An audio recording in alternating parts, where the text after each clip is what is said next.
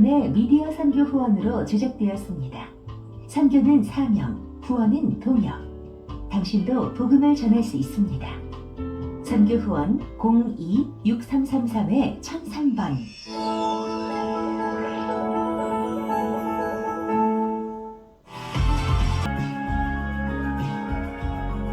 곧이어 TV 새벽 예배가 방송됩니다.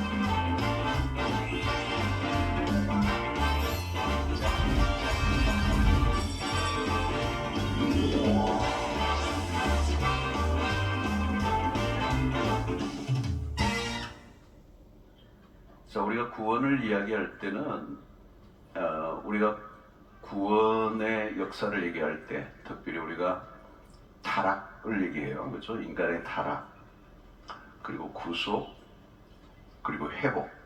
이게 이제 기본적인 성경 전체에 대한 핵심적인 주제죠. 인간이 타락했어요. 하나님이 구원하시고 또 회복시키시는 이 작업. 근데 이 회복은 예수를 믿는 순간부터 일어난 거죠. 그러니까 완성된 것은 아니고 천국에 가야 완성되는 것입니다. 이걸 교리적으로 얘기하면 예수를 믿는 것은 칭의라면 이제 예수를 믿고 난 다음에는 성화의 과정을 거치죠. 그리스도를 닮아가는, 그리고 그것이 완성되는 것은 영화의 단계입니다. 우리가 천국에 가서만 이루어지는 것이죠. 자, 그런데 오늘 우리가 구원을 받았지만 여전히 우리는 죄의 본성이 있어요. 아직 우리 육체를 가지고 있는 동안에는 구원을 받았음에도 여전히 우리 안에 죄의 잔성, 죄의 성, 그게 남아 있습니다. 이 죄의 본성이 이게 무서워요. 죄의 힘이 작동이 되고 있다는 거예요. 그래서 우리 믿음의 삶은 이것을 극복해 가는 과정, 그것이 회복의 여정이라고 볼 수가 있습니다. 이제 갈라디아서에 오늘 읽었던 본문에는 육체의 소욕이라는 말이 나와요. 육체의 그 죄의 힘을 말하는 것입니다. 그래서 오늘 19절부터 제가 다시 읽겠습니다. 19절부터 21절을 보면 육체의 일은 분명하니, 육체의 소욕을 따라 죄의 본성을 따라 살면 어떤 일이 일어나는가? 곧 음행, 더러운 것, 호색, 우상숭배, 주술, 원수 맺는 것. 이 원수 맺는 거, 이게 여러분 육체의 소욕에서 일어나는 거예요. 분쟁하는 거, 그죠? 분쟁이 이게 그냥 나오는 게 아닙니다. 육체의 일이에요. 시기하는 거, 시기, 그죠? 분냄, 이것도 다 육체에서 나오는 겁니다. 분노하는 거, 그죠? 당 짓는 거, 당을 짓는 거, 이거 다 육체의 일이에요. 뭐 자꾸 당을 만드는 사람들 있잖아요, 그죠? 우리끼리, 뭐 너끼리, 뭐 이렇게 했죠. 그 다음에 이단, 투기, 그 다음부터는 또 다른 거죠. 술 취함, 방탕함, 또 그와 같은 것들이라.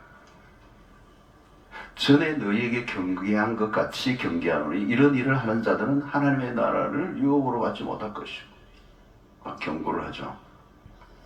육체로부터 흘러나오는 것들입니다. 육체의 욕심을 따라 살아가면 소망이 없는 거죠. 끔찍한 이런 어떤 현상들이 드러난다는 겁니다. 자, 문제는 우리 육체의 욕심을 따라 살아가려고 하는 그 의지가 우리 안에 남아있다는 거예요. 그 죄를 지어오던 습성. 여러분, 무서운 게 뭐냐면 죄를 짓는 것 자체가 중요한 게 아니고 죄의 죄의 습관. 그 뭐예요? 해묵은 그 죄를 짓는 습관이 몸에 익어 있는 거예요. 몸에 배어 있어요. 그래서 이게 몸에 오랫동안 익어져 왔기 때문에 죄를 짓는데 어려움이 없어요. 이게 죄의 본성을 따라 살아가는 우리의 옛사람은 죄를 너무 쉽게 짓는 거예요. 죄를 짓는 일이 탁월해요. 학원 안 다니도 돼요. 죄를 너무 잘 져. 거짓말 학원이 없어요. 거짓말을 얼마나 잘할 수 있을까? 학원을 그런 데 없어요. 그냥 잘해요. 시기하는 거 안 가르쳐도 잘해요. 아주 어려도 시기를 해요. 질투 누가 안 가르쳐줘도 해요. 당 짓는 거 그냥 해요. 그냥 학교 가면 그냥 당을 지어요.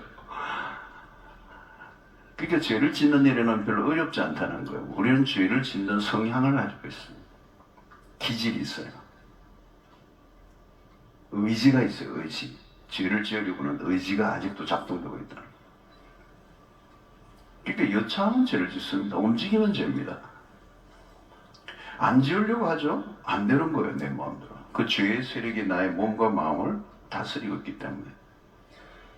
성경은 뭐라고 얘기합니까? 죄가 왕 노릇한다 그래서. 왕이 있는데 무슨 왕이에요? 죄라는 왕이에요. 그게 나를 지배하는 거죠. 통치하는 거죠. 이거 죄가 시키는 대로 하는 거예요. 내가 주인이 아니고 죄가 주인이에요. 그 죄가 왕이 된다. 왕이 다스린다. 죄라는 왕이 다스려. 죄의 세력. 그 죄의 세력이 지배를 당하면 나는 포로가 되는 거예요. 그러니까 내가 하고 싶은 대로 못 사는 거죠. 육체의 본성을 따라 사는 거예요. 여러분, 죄 짓는 건 너무 쉬워요. 그런 선한 일을 하는 건 참 어렵죠. 이제 로마서에서 6장 12절 14절을 보면 이런 말씀은, 그러므로 너희는 죄가 너희 죽을 몸을 지배하지 못하게 하여, 그죠? 이제는 지배하지 못하게 하라는 거예요. 몸의 사욕에 순종하지 말고, 또한 너희 지체를 불의의 무기로 죄에게 내주지 말고, 오직 너희 자신을 죽은 자 가운데서 다시 살아난 자같이 하나님께 드리며 너희 지체를 의의 무기로 하나님께 드리라. 죄가 너희를 주장하지 못하리니 이는 너희가 법 아래 있지 아니하고 은혜 아래에 있습니다. 그 죄가 우리 죽을 몸을 지배하지 못하게 하라. 너희 지체를 불의의 무기로 죄에게 내어주지 마라. 의의 무기로 하나님께 드리라. 이렇게 계속 강조하는 거죠.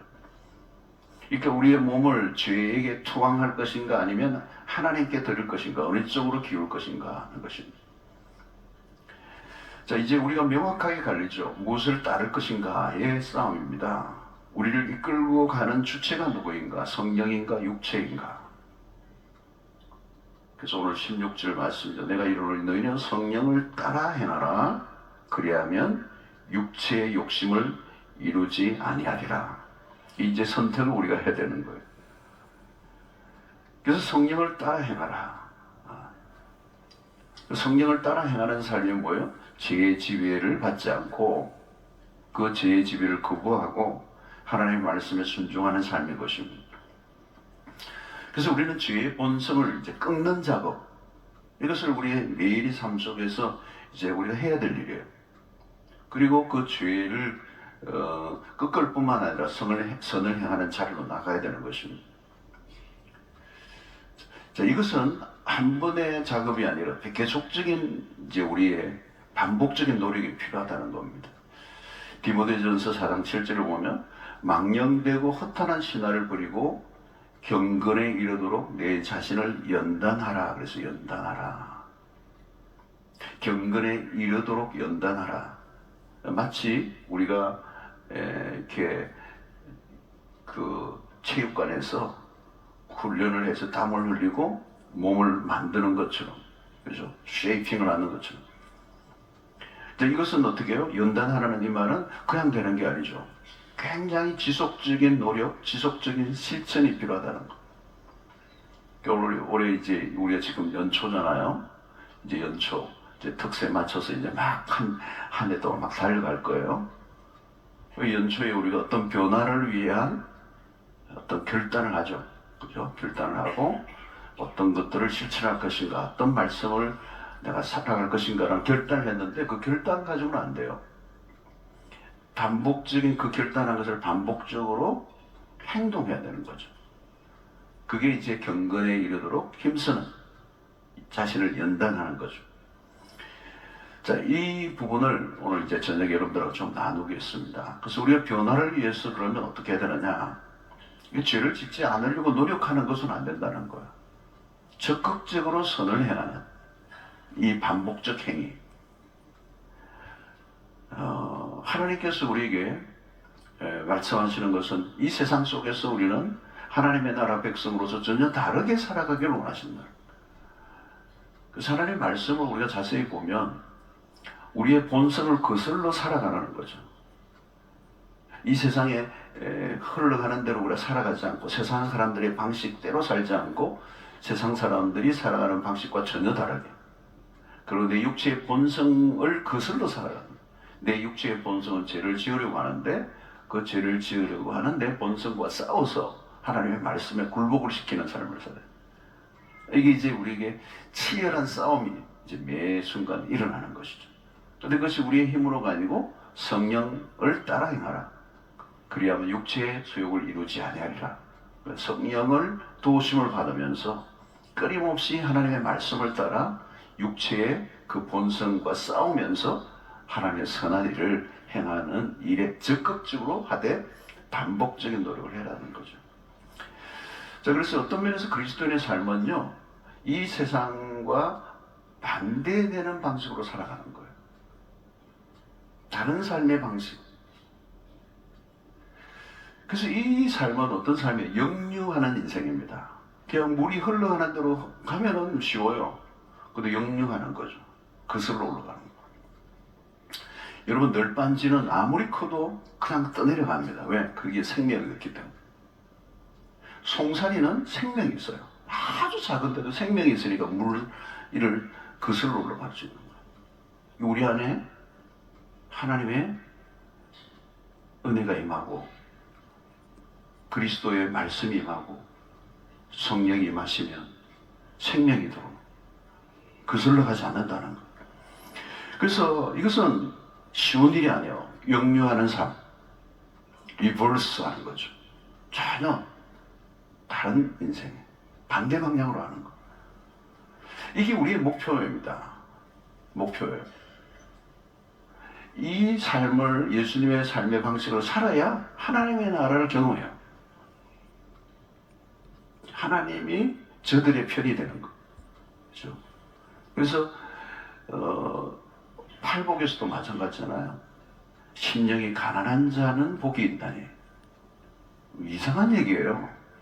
어떻게 가난한 자, 애통하는 자가 복이 있다. 무슨 얘기예요, 여러분? 전혀 다른 삶의 원리를 말하는 거예요. 그 본성대로 살지 말고 반대로 살려고 애를 써야 돼요.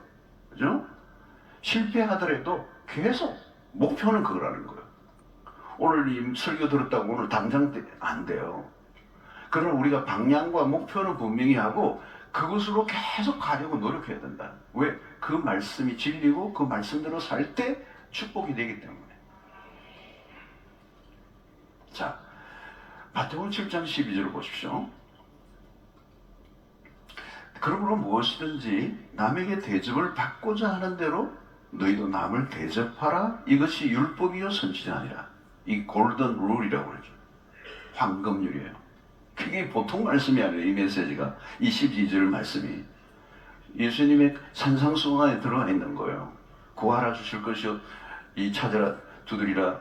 그 말씀이 11절까지잖아요. 7장 7절부터 11절까지 있고 12절이 지금 이 구절인데, 그러므로 무엇이든지 남에게 대접을 받고자 하는 대로 남을 대접하라. 이것이 율법이요 선지자니라. 이게 성경 말씀의 핵심이라는 거예요. 이게 엄청난 얘기예요. 요거 한 구절 가지고 설교를 해도 이거 몇 번 해야 될 내용이에요. 여러분, 누구나 대접을 받고자 하는 마음이 있어요. 대접을 받으면 좋잖아요. 성경을 받으면 좋잖아요. 누가 나에게 막 섬겨주면 너무 좋잖아요. 근데 반대로 하라는 거예요. 성경은 항상 반대. 여러분 지금까지 살아온 삶에서 반대로 사시면 딱 맞아요. 그게 진짜 삶이에요. 지금까지 살아왔던 삶의 방식으로 살면 하나님 백성의 삶이 아니에요. 다르게 살아야 돼요. 반대로 살면 돼요. 뒤집으면 딱 맞아요. 여러분 이 말씀을 한번 실천해 보세요. 인생이 완전히 뒤집어져. 사고하시는 분 이 구절을 가지고 한번 적용해 보세요. 사람이 어떻게 되나? 어마어마하게 있어요.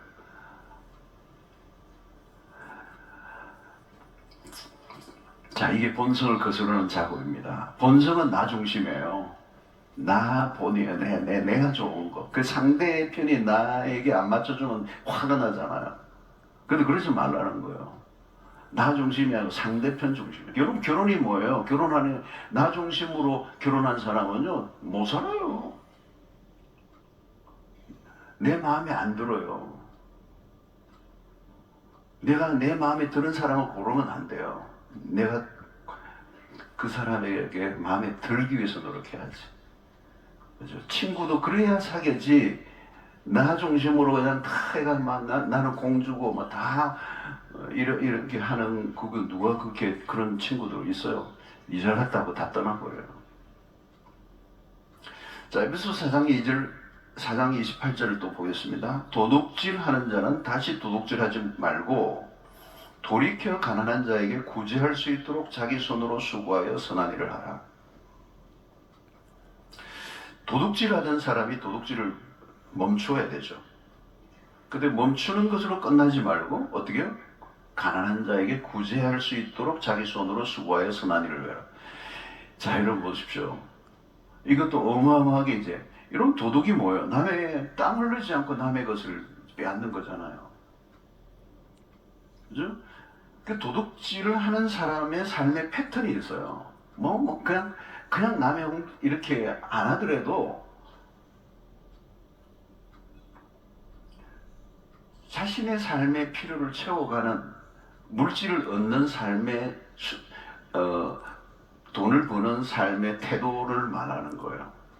그러니까 너무 쉽게 돈을 벌려고 하는 사람이 있는 거예요. 여러분 내가 쉽게 돈을 벌면요 누군가 힘겹게 돈을 벌어야 돼요. 사회 구조가 그렇게 돼 있어. 누군가 쉽게 돈을 많이 벌면요 거기에 대한 그림자가 있어요. 고통하는 사람들이 있다고. 이 도둑질하는 사람들의 패턴이 뭐예요? 쉽게 돈을 버는 거예요. 이 극도 이기적인 태도예요. 이런 삶의 방식이 몸에 익혀지면 주변 사람들을 불행하게 만들어요. 이 도둑질하는 사람은 남의 것을 탐내며 살았던 거죠. 자기가 노력하고 땀을 흘리며 살아가는 방식이 서툰 거죠. 그런 삶이 몸에 배어 있으면 자연히 다른 사람의 소유에 눈이 가는 거예요. 몸이 건질건질한. 그래서 이런 중립지대에 가만히 있으면 유혹을 받는다는 거죠. 어떻게 되죠? 도둑질을 그만두는 것으로 끝나면 안 되고 다른 사람을 돕는 일을 해야 된다. 여러분 우리 돈 때문에 우리의 본성, 죄의 본성이 돈과 연결이 되면 죄를 짓는 것만. 그래서 돈을 사랑함이 일만하게 뿌리가 된다고 그러죠. 돈과 이게 죄성이 붙으면 이게 어디로 날아갈지 알 길이 없어요. 이거를 이 잘못된 방식으로 돈을 구하는 게 도둑이란 말이에요. 그것을 하려고 하지 않으면 적극적으로 나누는 삶의 방식을 해야 되면 구제하는 남을 도우라는 거예요. 그게 자기를 살리는 거예요. 근데 이게 여러분 돈을 다른 사람을 위해서 돈을 가지고 베풀고 섬기는 일이 쉬워요, 어려워요? 내 돈이 나가는 건데, 내가 번 돈이 나가는 건데 이게 쉬워요? 쉽지 않아요. 덜덜덜덜 떨려서 안 돼요. 본성과의 싸움이 있는 거예요. 섬기려고 하면, 나누려고 하면, 그죠? 본성과의 싸움이에요. 그러니까 여러분 우리가 헌금을 하거나 그리고 누구를 돕거나 하는 그 일은 본성을 거스르는 일이기 때문에 그걸 반복적으로 일어나잖아요. 주일날도 주일마다 헌금을 드리는 게 매 주일마다 헌금을 드리는 그 행위를 통하여 내 물질의 탐욕에서 벗어나고 그렇죠? 그 물질을 가지고자 하는 그 욕망을 계속 싸우는 그 이래서 내가 물질을 포기하는 하나의 훈련 수단이 헌금하는 거라는 거예요. 물론 하나님께 감사로 드리고 뭐 하는 거 있지만 그 자체가 물질을 내가 매이지 않고 본성과 싸워서 그 물질의 그 권세로부터 내가 벗어나는 거예요. 자, 이게 거슬러 싸우는 싸움이에요. 우리 일생에. 자, 오늘은 이제 구절을 제가 여러 개를 좀 실제적인 얘기를 제가 해요. 그래서 구절을 가져와요. 에베소서 4장 29절 보십시오. 무릇 들어온 말은 너희 입 밖에도 내지 말고 오직 덕을 세우는 데 소용되는 대로 선한 말을 하여 듣는 자들에게 은혜를 끼치게 하라. 더러운 말을 입 밖에서 내지 마라. 이 말은 왜 지금 하죠? 우리의 입이 더러운 말을 많이 한다는 거예요. 그러지 말고 덕을 세우는 데 소용되는 대로 선한 말을 많이 해라는 거예요. 그래서 듣는 자들에게 은혜를 끼치게 하라. 여러분, 인간의 타락이 어디에서 드러납니까? 인간의 타락, 죄성이 가장 많이 드러나는 곳은 입이에요. 그러니까 우리가 오염된 곳에, 이 몸에 오염된 것 가운데 입이 가장 오염이 많이 됐어요. 죄는 어디로 드러나요? 혀로 드러나요. 혀. 로마서 3장 13절 14절 보세요. 그들의 목구멍은 열린 무덤이요. 그의 혀로는 속임을 일삼으며 그 입술에는 독사의 독이 있고 그 입에는 저주와 악독이 가득하고. 참 이 바울 사도가 목구멍, 혀, 입술, 입 이렇게 조금 다르게 표현을 해요. 근데 하나예요. 우리 언어의 문. 죄가 입을 통해서 역사합니다. 근데 여러분 야고보 3장 8절 보세요. 혀는 능히 길들일 사람이 없나니. 여러분 우리가 죄의 본성을 갖고 있기 때문에 죄의 지배를 이 혀가 받고 있어요. 그러니까 내가 통제가 안 되는 거예요. 이 죄의 문제를 극복하기 전에는 본성이에요. 그냥 혀가 그냥 나가버려요. 그냥. 혀를 내가 어떻게 통제가 안 돼요. 그래서 쉬지 않은 악이요? 쉬지 않는데요. 이 혀는. 쉬지 않는 악이요 죽이는 독이 가득한 거라. 여러분 혀로 죽여요 사람을. 당장 죽일 수 있어요. 혀로. 그렇죠? 혀로 누군가의 말로 죽은 사람이 한두 명이 아니에요. 인격살인을 하죠. 인격살인. 야고보는 부정적으로 얘기해요. 혀를 길들일 사람이 없다는 거예요. 우리 본성대로 그냥 놔두면 이 혀는 감당이 안 돼. 어떤 사람이 혀를 주의 제단에 바치나이다. 그러니까 야, 너 혀를 제단이 감당을 못한다. 그냥 가져가라.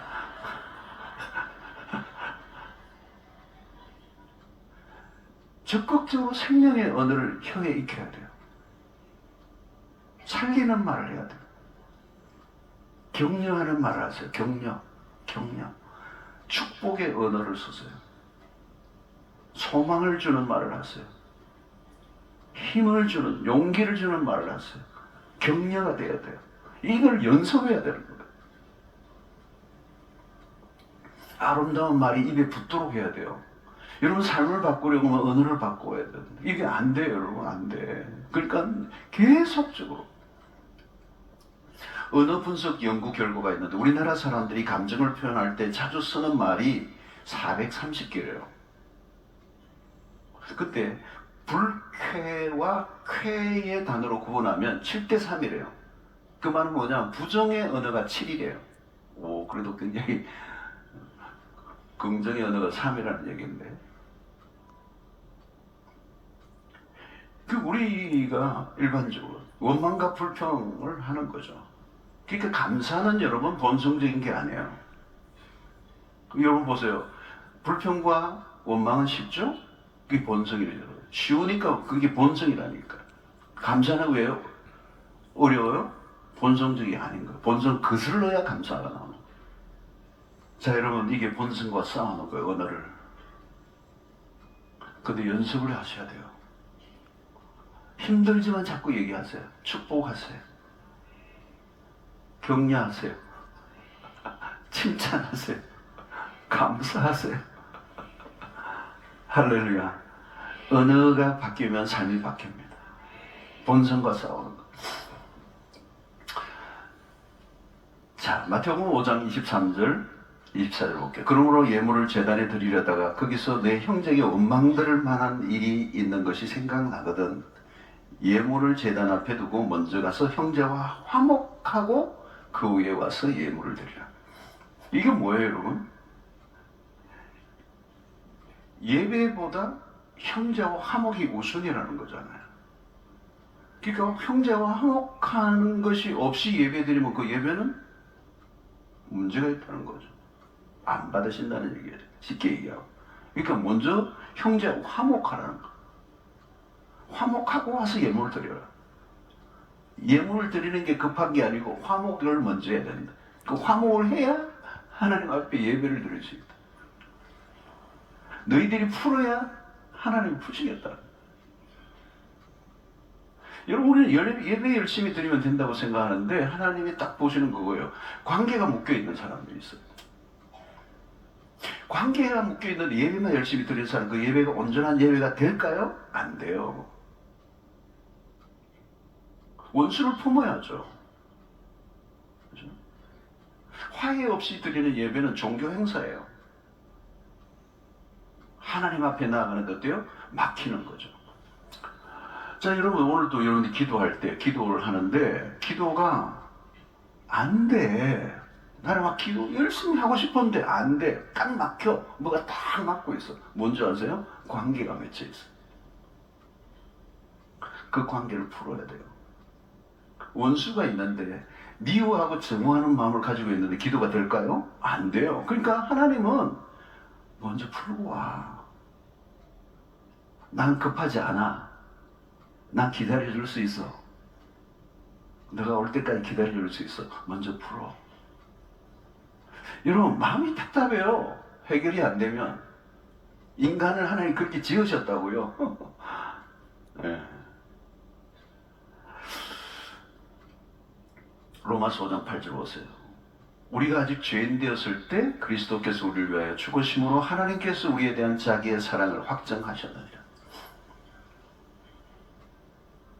하나님이 우리를 어떤 상태에 있을 때 사랑하셨다고요? 사랑받을 만한 조건을 갖추고 있지 못할 때, 죄인 되었을 때. 이런 죄인을 어떻게 사랑할 수 있습니까? 죄인의 상태는 혐오스러운 상태예요. 사랑스러운 모습이 하나도 없어요. 그럴 때 세상의 사람들은 어떻게 하죠? 그 죄인을 미워하고 증오하잖아요. 저주해요. 근데 하나님은 우리가 죄인 되었을 때 우리에게 다가오셨어요. 그러니까 사랑받을 만한 컨디션이 아니에요. 여러분, 우리는 나에게 잘해주는 사람에게만 사랑을 베풀려고 그래요. 그러니까 우리는 이기적인 거예요. 이기적인 거. 나중심적 사랑. 그래서 나에게 유익을 줄 때 사랑을 합니다. 사랑이 하나의 거래죠. 주고받기식이에요. 손익관계. 철저히 계산을 하고 사람을 골라서 사귀고 끼리끼리 모이고 사람을 분석하고 판단하고 따지고. 자, 여러분, 우리의 본성은 그런 거죠. 사랑하기에 불가능해 보이는 사람들이 있어요. 이게 뭐 참 감당하기 어려운 사람들이 있죠. 그래서 우리의 힘으로 안 되는 거예요. 내 힘으로 하면요, 백발백중 실패해요.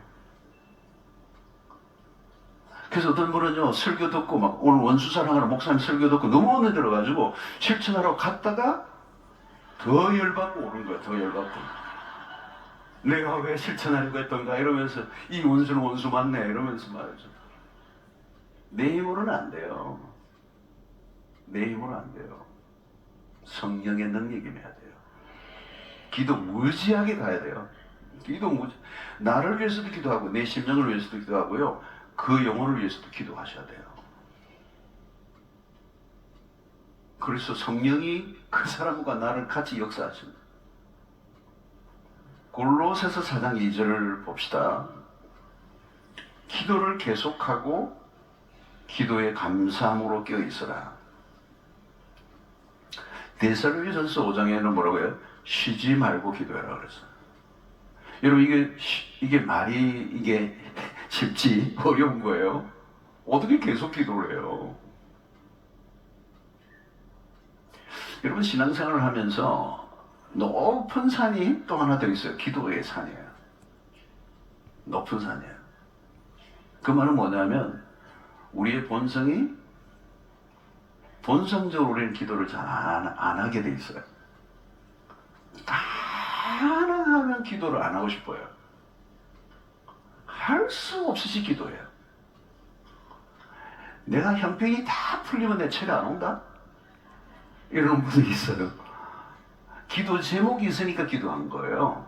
우리는 출발이 기도할 거리가 있어서 기도할 수밖에 없어서 기도하는 거예요. 기도가 뭐예요, 여러분? 하나님과 우리가 이어지는, 절대자와 우리가 연결되는 게 기도잖아요. 하늘과 땅이 이어지는 게 기도예요. 그러니까 초월해 계시는 하나님이 우리 안에 내재하시는 이 경험, 이거는 신비죠, 신비. 그 기도 안에는 신비가 있는 거예요, 신비. 왜? 그 전능하신 초월자이신 절대자이신 하나님을 내가 접속하는 거니까. 이거는 어마어마한 거잖아요. 천상의 경험을 하는 거예요. 천상의 경험. 이 천상의 경험을 해야 지상의 삶을 내가 이겨나가는 거잖아요. 그러니까 기도가 우리의 그리스도인의 기본인데 이게 힘든 거예요. 대부분의 사람들이 기도 생활을 잘 못해요. 그러니까 처음부터 기도의 사람이 될 수 없어요. 누구나 마찬가지예요.